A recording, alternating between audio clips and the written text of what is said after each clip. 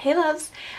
So I sat down today to film my Aurora slash Sleeping Beauty princess look, and as I was figuring out and pulling things that I wanted to use and looking at the pictures that I wanted to try to recreate, I realized that all the eyeshadows I used were from my NARS NARSissist palette, and the look I wanted to create was very similar in terms of techniques to ones I've shown you before, like take your 217, put it all over, this color all over, then in the crease, then in the corner. So I thought instead of sort of recreating a tutorial with a lot of the same techniques, I would, like, I'll show you what I have on my eyes and I'll list everything on my face down below. But since this palette has been a bit of a, it's the right way up. Since this palette has been a bit of a polarizing palette, I thought I'd do like my review and swatches on this, and then I'll show you the look that I created. I'm going to start off by saying that I really love this palette. And I know that's not the case with everyone, but I love the variety of shadows in here, how many different colors I have, so how many different looks I can create. I did more of like a gray smoky eye with this palette the first time I used it. I'll try to pull up that picture and insert it somewhere in here. And I've really been enjoying it. And then today, again, today's look, after I read so many reviews and thinking like, do I return it? Like, is it really, am I the only one that's not seeing things? Am I being bought by the packaging or influenced by the packaging? But I recreated this look and I love this look. So I really enjoy this palette. I will show you swatches. I'll let you make your own decisions, definitely. But yeah, let's just do that. I bought this for $85. I think it's $79 in the US. NARS counters should carry it. I definitely checked Sephora last night and they still had it online. But yeah, so this is the look that I created today. Just a really soft one. I know I usually been doing one princess at a time, but Aurora and Sleeping Beauty had very similar makeup. So I went with that. I'll show you the colors that I used. I mixed these two all over my lid. And then I put this guy in the crease, this on the outer corner, and I ran a little bit of this guy underneath like my lower lash line, and I used some of the black as a liner because their liner looks aren't as intense as some of the other looks that I was looking to do. So I'll show you that again on my face, if the camera will focus. But yeah. That's that. Again, this is the palette, and let's try to do some swatches. So the one thing is that the names are neither listed here nor on the back. So if you keep the box that it comes in, which I threw away already because I decided to keep it, it has like all the names listed, but it doesn't have like the order. It's just like these are all the shadows included. Let's do some swatches. I'm going to try to swatch on my fingers and I'll show you. Okay, so this is the top. Oh, this is going to be fun. Top row on my fingers. 1, 2, 3, 4, 5. Okay. Swatch them on my hand. There they are on my hand. So you can see the lighter colors don't really show up too well as swatches. You do have to build them up, but they're beigey colors. Like I'm fine to build them up as neutrals on my eyelids, but you see how pretty that color is and how pigmented those colors are. Yes, my swatches are a disaster, but you'll have to excuse me. That's that top row. And yeah, I truly have been enjoying them. I'm gonna wipe this off. You guys know that I love lipstick, and so my lipstick swatches are fine, but eyeshadow and blush swatches, I need some work.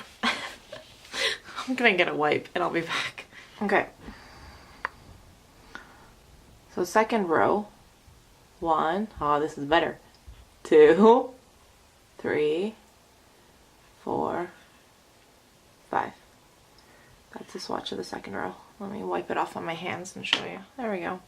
So again, some of the lighter shades are not picking up as intensely on my hand, but with primer and on my eyes, I find that it looks really beautiful. And then like this color, I know again some people are saying, oh, like it's not as multi-dimensional as the single, but I think it's gorgeous. Gorgeous and like really creamy and pigmented. So again, You're gonna hear me say I love this palette how many times, but I do.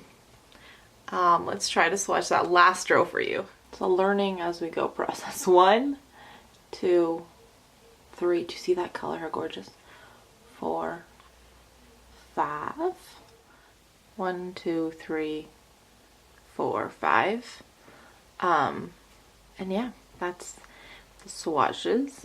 We're gonna get better at swatching. It's just a matter of practice, like with everything else. But yeah, those are the swatches of the palette. Yeah, so those are my thoughts on this guy.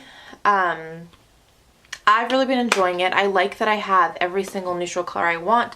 I went back and forth on whether to get a Naked palette, that's the other neutral palette, or the Marc Jacobs palette. You guys know I have 3 of the 4. The one I'm missing is the neutral one. So I thought, you know, do I return this and get that? But I love that I get all my colors. Like, all the colors I could possibly want are in here. I like that they're not super pigmented, which means I can blend and I can sort of go to town, and I'm not going to put too much. I especially have trouble with my crease colors where I put too much down and then I'm like blending out a brown and making it, like my friend Jasmine here says, an accidental smoky eye. She's cute. I'll link her channel down below. But yeah, so I have really been loving it, and I'd encourage you to at least go and look at it in person yourself. I'm not saying everyone should go buy it right away because you might feel differently about it, but just go have a look if you're in Sephora or what have you. And I think that's all I want to say about the palette. Yeah, any questions, as always, leave those for me down below. And yeah, let's give you 3 points of positivity. I'm going to put my crown back on because I didn't get to feel very princessy. In this tutorial, we didn't do any B-roll. We didn't do any, like, sitting here and talking about princess. So I'm going to put my crown back on and do 3 points of positivity. My first, has got to be bonding over It's Judy Time's daily vlogs with my sister. If you guys don't know her daily vlogs, I'll link them down below. But they are adorable. Their little daughter JB is the cutest little toddler I've seen ever. And it's just been something fun that her and I being my sister, and I connect with and do every night together, and it's fun. It's good, and I'm gonna miss her when she's back at school, so it's been something nice that we've been doing while she's on break. Second point, we're gonna relate them all to my beautiful sister. The second point is she also recently started an Instagram account. I think I posted a picture of her account on my account. Oh boy, this makes sense. The other day. I'll link it down below as well. But she has called it Chez Petite Chanel, and she's drawn a little like miniature version of like a little girl Chanel, and then she draws her outfits every day and does little different backgrounds, and it's just been so fun to watch all of her amazing work and what have you. So that's been great. And the third is just sort of like a girly Friday night. We watched Crybaby, which if you haven't seen, go do it. We had some snacks. We just sat around. It was just a really fun day. So, or evening, or what have it. Anyways, I'm gonna go. Thanking you again so much for being here, sending you tons and tons of love, and just leaving you by reminding you, as always, that life is just way too short to wear boring lipstick. Bye, guys.